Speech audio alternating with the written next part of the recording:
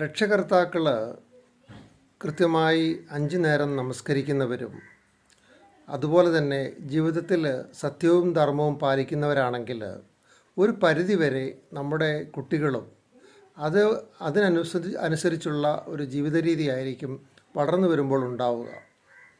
നമുക്കറിയാം, നമ്മുടെ വീടുകളിലൊക്കെ നമ്മൾ പലപ്പോഴും ടെലിവിഷനൊക്കെ വെച്ച് അല്ലെങ്കിൽ മൊബൈലിൽ പാട്ട് കേട്ട് അല്ലെങ്കിൽ സീരിയൽ കണ്ട് സമയം ചെലവഴിച്ച് മുന്നോട്ട് പോകുന്ന സാഹചര്യത്തിൽ നമ്മളിൽ നിന്നും പലപ്പോഴും നമ്മളറിയാതെ തന്നെ നമ്മുടെ കുട്ടികൾ അകന്നു പോകുന്ന സാഹചര്യങ്ങൾ പലപ്പോഴും ഉണ്ടാവാറുണ്ട്.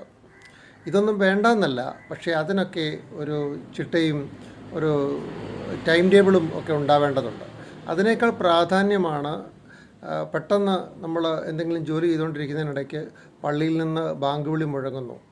അല്ലാഹു അക്ബർ അല്ലാഹു അക്ബർ എന്നുള്ള വിളി കേൾക്കുമ്പോൾ തീർച്ചയായും ദൈവമാണ് വലിയവൻ, ദൈവത്തിലേക്ക് മടങ്ങുക, വിജയത്തിലേക്ക് വരൂ എന്ന് തുടങ്ങുന്ന ആ ബാങ്കുലികളിൽ മുഴങ്ങുമ്പോൾ നമ്മൾ കൈയും കാലും മുഖമൊക്കെ കഴുകി ശുദ്ധിയായി വന്ന് ആ പ്രാർത്ഥനയ്ക്കുള്ള പ്രാർത്ഥന തുണി വിരിച്ചിട്ട് അല്ലെങ്കിൽ ആ പായ വിരിച്ചിട്ട് നമ്മളെല്ലാവരും ഒരുമിച്ച് നിന്ന് അവിടെ നിന്ന് ആ വീട്ടിലെ അംഗങ്ങൾ നിന്ന് ഒരുമിച്ച് നിന്ന് പ്രാർത്ഥിക്കുകയാണെങ്കിൽ എത്ര സന്തോഷകരമായിരിക്കും.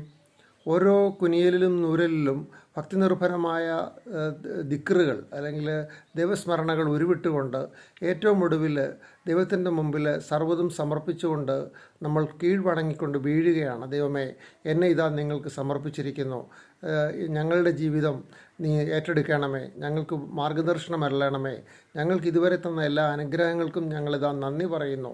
ഞങ്ങളുടെ മുന്നോട്ടുള്ള ഓരോ നിമിഷത്തിലും ഞങ്ങൾക്ക് വായുവായി, വെള്ളമായി, വെളിച്ചമായി, ആഹാരമായി, നല്ല നല്ല കൂട്ടുകാരായി, നല്ല നല്ല സാമൂഹ്യ ജീവിതം സമ്മാനിച്ചുകൊണ്ട് നാഥ ദൈവമേ, നീ ഞങ്ങളോടൊപ്പം ഉണ്ടാവേണമേ എന്ന ഉള്ളു തുറന്ന പ്രാർത്ഥനയോടുകൂടി ആ വീട്ടിലെ ഒരു ദിവസം ആരംഭിക്കുകയാണെങ്കിൽ തീർച്ചയായിട്ടും വളർന്നു വരുന്ന കുഞ്ഞുങ്ങൾ അത് മനസ്സിലാക്കിയായിരിക്കും, അത് ഉൾക്കൊണ്ടായിരിക്കും അവരുടെ ജീവിതത്തിൽ അത് പ്രതിഫലിപ്പിക്കുക.